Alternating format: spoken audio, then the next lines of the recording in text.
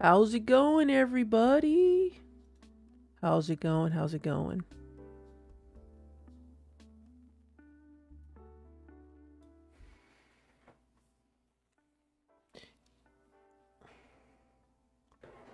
Ugh.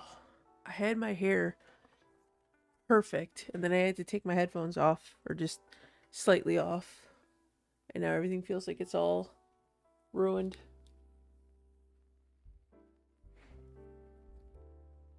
Well, everyone's having a great Wednesday. We are back at it again, once again, with another stream of Reynatis. And this may be potentially, well, no, I don't know if it'll be the last stream. Could be. Potentially could be the last stream. I think we probably still have one more day in us. I guess it depends on how quickly. If the game does end at chapter 35, then, and it depends on how quickly we get to chapter 35, because I think we're at chapter 31 right now. So if we like breeze through it, and then the post game content's not like too beefy, like maybe today could be the last stream. I don't know. We'll have to see. Part of me feels like it's gonna be like we have this expectation it's gonna be 35, but I also feel like we have to be getting pretty close to the end of the game, because like we're like level 70, 75, and like I've never heard of any game, like level wise, any RPG, where once you hit like level 70 that you're not like near end game. So I don't know. I don't know what to expect. I have no idea what number chapter is the last chapter. I'm just assuming that 35 or 34 might be the last chapter. But we'll see. Don't really have anything to report at the top of the stream reporting. Nothing really fascinating has happened since post stream. Didn't get any funky burgers. You know, I was thinking about that earlier today, and I should have took a picture of the How to Train Your Dragon burger that I had, because it legit looked like a pretty patty from SpongeBob. And then I could legit say that I've had both a Krabby Patty and a pretty patty. Well, I thought Tony was behind me. Tony was popping off a bit ago. All right.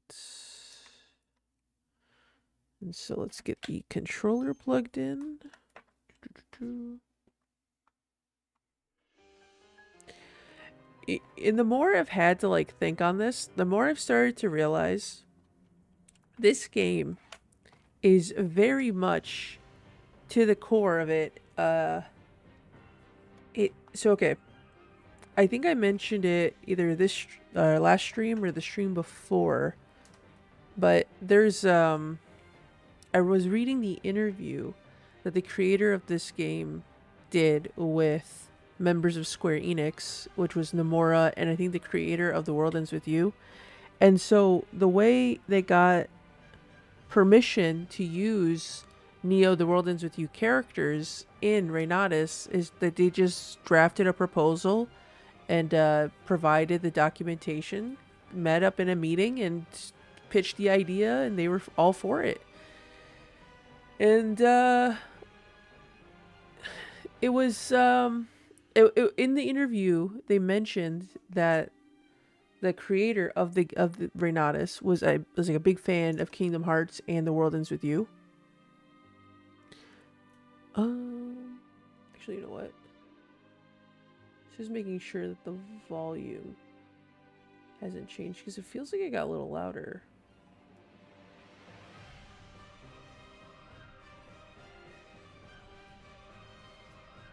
All right.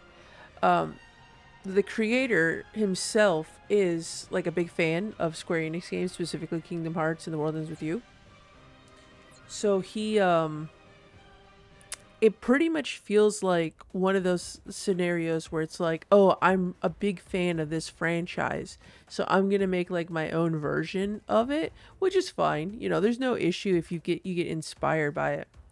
But I think the problem with this is that this game is you could tell is very heavily inspired by Neo the World Ends With You.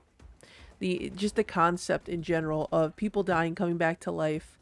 What do you do? What is he doing back there? Do you see him back there?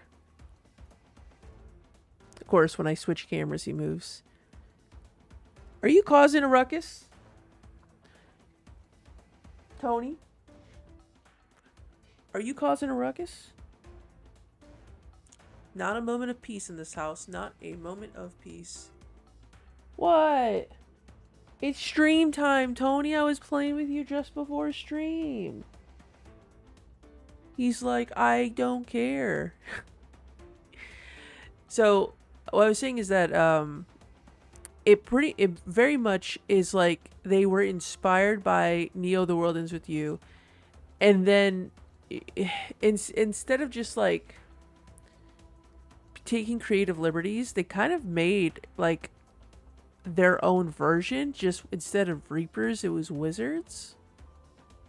So it ends up being very much like a can we stop and get Neo the World Ends With You? It's like no, we already got Neo the World Ends With You at home, and then it's Reynatis.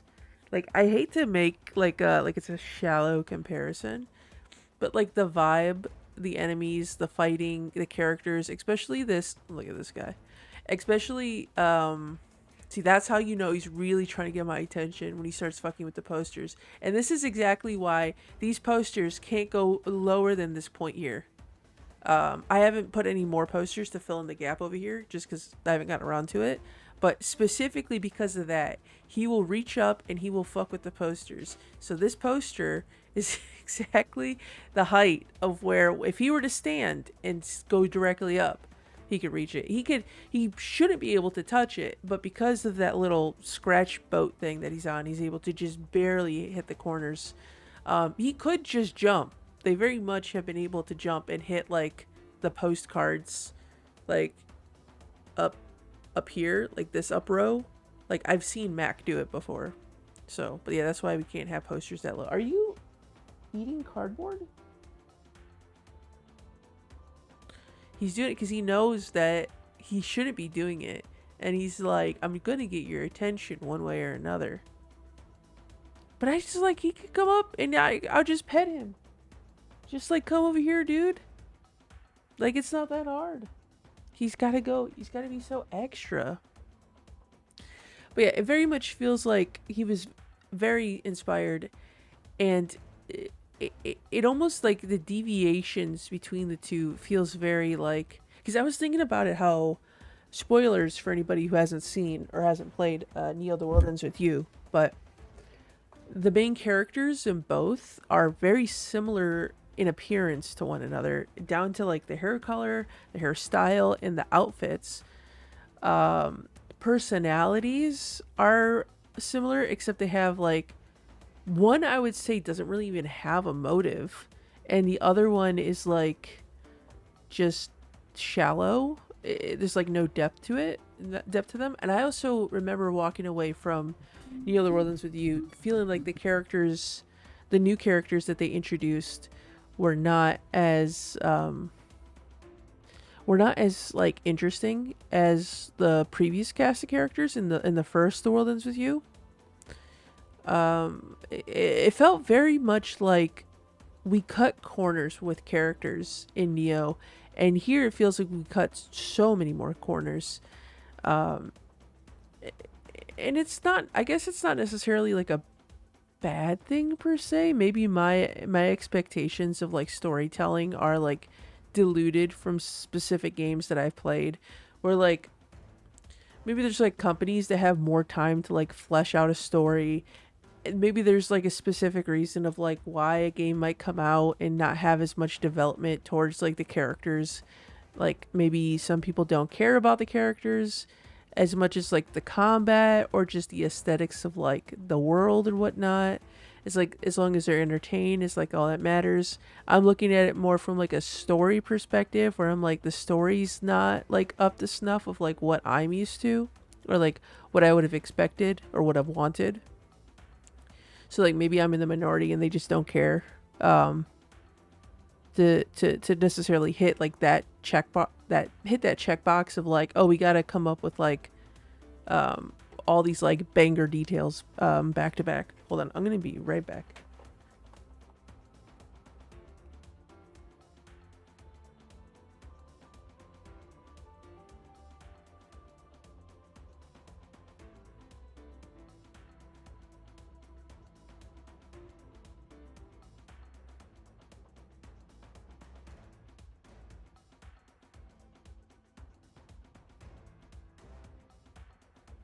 I caught a cat. I got Mac. You want to say hi, Mac? Mac, you want to say hi? Mac, you want to say hi? Oh, Mac, you want to say hi? You you want to say hi? You got any eye buggies? All right, all right, all right. Come on. Well, he was here for a second, but yeah, the I felt like there was a lack of like creativity with both games main cast. Um, but I wouldn't say that they didn't try. I think it's like there's definitely effort. Like I'm not denying that there's effort. It's so weird to place this of like what it is that I'm trying to. Hold on, let me actually turn off this like battle music going on here. It's so hard to necessarily say like what it is that I'm trying to convey here in the sense of like I see the amount of effort and like time they put into this game, and the same with the other game Neo. And I don't want to say that they're bad in the sense of like there's no effort. I definitely wouldn't say it's a no effort game. I definitely would say they're about average of like, oh yeah, not a terrible game, not the best game in the world. Is definitely where I would rank them, like a C tier for sure. Um it, it just feels weird because I'm like, are my expectations too high? You know, it is have I just so happened to play some of the most like rich story based games ever, and like now I'm getting a taste of games that aren't very story rich, and I'm just like, oh, this is just like par for the course. Like very rarely do you find a very story rich game that like dives into like characters backstories and like takes every second, every minute of the game and your time to let you know about these characters and where they come from. I know like some games obviously don't deep dive into like a lot of people's past. Like Final Fantasy X is one of my all-time favorite games, and I know we go through most of the characters' backstory, I think except for Lulu. I don't think we really know. It's been a minute since I played 10, but I don't specifically remember Lulu's past being brought up at all, or any like past motives or whatnot. I know she has like her connections to Waka and Yuna, and so that's kind of why she's there. Everyone has like we know Titus's backstory. Not Waka's per se, but we know his story with his brother, his feelings on the Machina, on Sin, on the Elbed. So like there's elements there. Riku is kind of there to be like the opposing factor of Waka, to some extent, like not antagonizing him, but just to be like, you know, the Elbed in the group, to make him realize that like, oh yeah, Elbed aren't bad. We find out more about Kamari's backstory. Orin's backstory gets revealed as we play the game. Yuna's is more so her and her mission, the pilgrimage, and I guess we don't really dive too deep into her past, but there's still elements present that like show her character. There's never been a character, like I said, except for Lulu. Lulu's kind of the only character that's sort of there, and I feel like my stance on that might change if I go back and replay 10. Then maybe there's certain elements about Lulu that I'm just forgetting about. But Lulu's the one character where I'm like, oh wait, I kind of feel like Lulu was just there for the sake of like they needed a black mage, right? But I still wouldn't say that like her inclusion lowered anything quality wise. Here it's like Sorry is okay. I think Sorry is fine. It's just that like sometimes you get Yukai and Doggo, and it was just like why are they here? They have like Sorry barely has anything beyond like we find out about her sister who is addicted to rub rum. And that's the thing too. It's like a lot of these characters have like very small, brief conflicts that don't really involve much in the overall story. Like Sorry's sister, I think, got addicted to rub rum and then died. Um, and then eventually, Sorry, I don't even know if that I'm pronouncing her name right. But I'm going off of what I think it is. Sarah. Sorry. I feel like sorry's not right, but sorry, maybe sorry. Well, um, like she eventually, gets kicked off the MEA, and so like that's a whole like, oh, okay, wow, that's pretty twisted. But then it's also like Yukai and Doggo also get kicked off the MEA, and like we don't know anything about Yukai's past. We don't know anything about Yukai's motives. What's up? Yeah. What do you think about Yukai? I do like playing as Yukai though. I didn't like him initially, his playstyle, but I've grown to like him now that I see how strong he is. But yeah, but then Yukai is just kind of there. Like, what does Yukai bring? He's not really like. I guess he tries to be the comedic relief, but then there's also like there's Moa, there's Doggo. What's going on, Kingdom Puns? Floofball stole the show. Yeah, he does that sometimes. Yeah, he's so needy. We were playing before we started the stream, but he's just. I guess he's not tuckered out enough. Eventually, he's going to get to the point where he'll stop and then he'll just like chill and then fall asleep. But yeah, so um the characters, yeah. So Yukai is very like just there. Yukai doesn't feel like he's adding much. Doggo is sort of there. Doggo feels like comedic relief, but so does Yukai feel like comedic relief and Moa. And I'm like, well, you can't like you're not all three really doing like the role of being the comedic relief, you know? So they're just kind of there. And it feels weird because I'm like, why are these guys even here? And then Marion, for being the main character of this game, all he cares about is being stronger. And it's like, we're at 30 chapters into the game. We're level 70, and we don't know why he wants to be the strongest. He just keeps fucking going off about wanting to be the strongest. Nika has her story about her mom, which isn't bad. I'm okay with that. Like that was a good twist. Um, but beyond that, her just being here just I guess is kind of confusing. Moa has a little bit more beef to her story with her coming from like a rich legacy background, or I guess just a legacy in general. So like Moa's not too bad, and Moa's got personality. Moa's got like, I think Moa's, I say my favorite character, but I think she's the best character in this game, hands down. In simplest terms, this game feels incomplete narratively. Yes, it feels very incomplete. The characters just kind of feel tacked on. Um, I guess we'll see because we might be finishing this game here soon. So again, I don't know what to expect. I just feel like for as much time and effort we put into this game. Also, is there something on the camera? I feel like I saw something fuzzy. As much time as I put into this game, it just doesn't feel like there's as much of a payoff. I think if anything, at the end of the day, it's still going to be like a C tier game, but who knows? Maybe this ending might change my mind. All right. Needless to say, actually, let's cross our fingers that the computer does not crash again. I made sure to close out any conflicting programs. Do we have our full party with us? No, we're still with Marin. Do I have any side missions?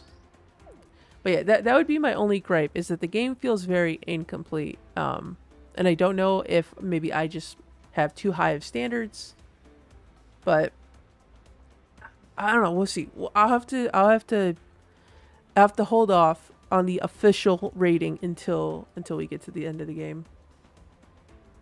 All right. The damned are getting increasingly violent. At this rate, won't the wizards turn out the same?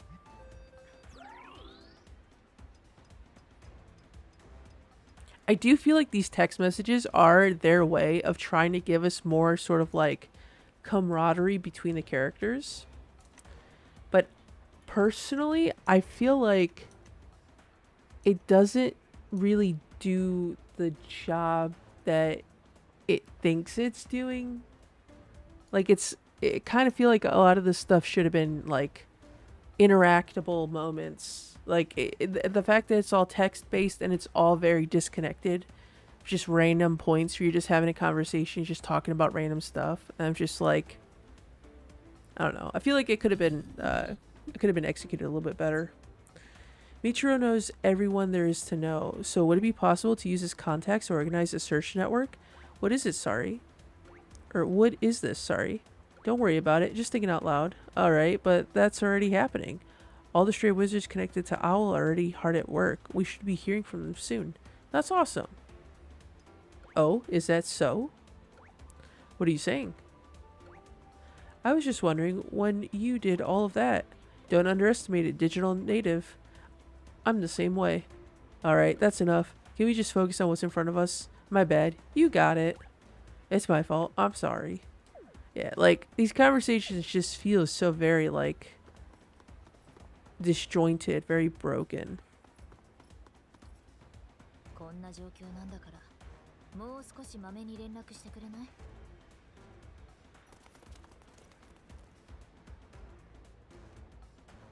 Oh, shit.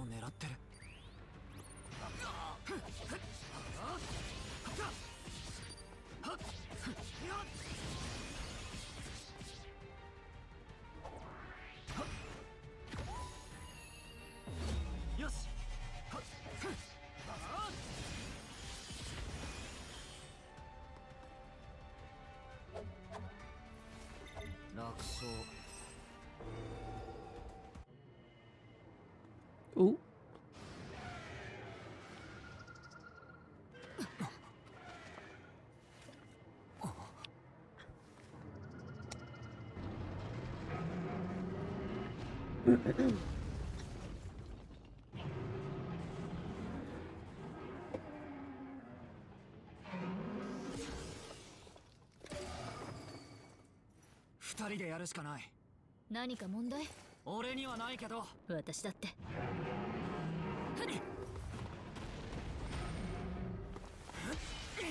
That's pretty badass. I like this.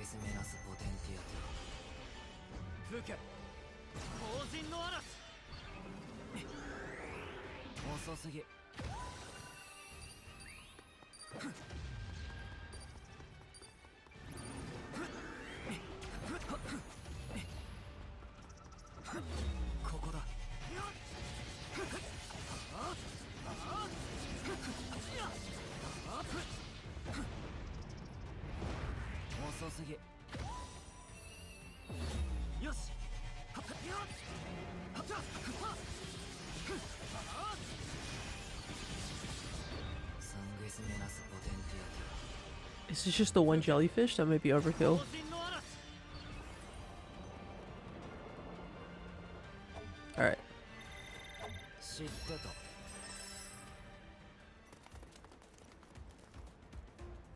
俺の出番残しとけ。まだいっぱいいるよ。うん、片付けよう。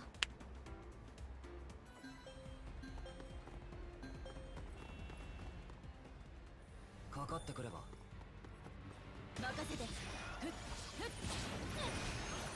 ふっふっ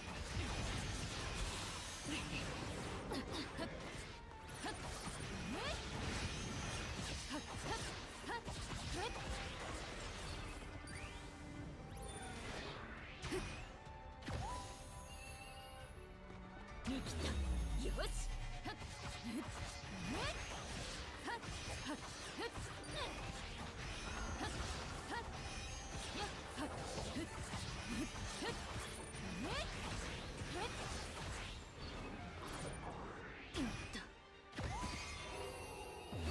今だ。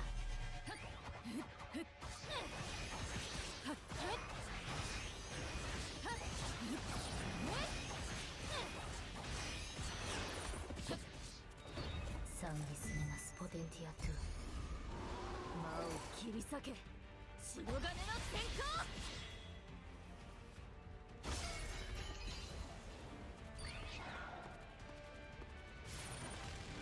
甘い。見切った。よし。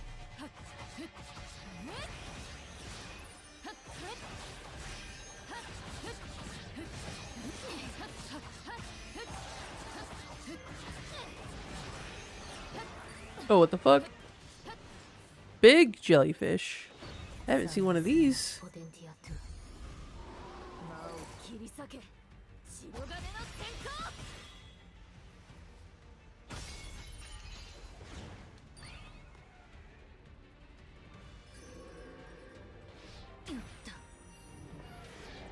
甘い。今だ。はっねはっはっはっ。任務完了。完璧。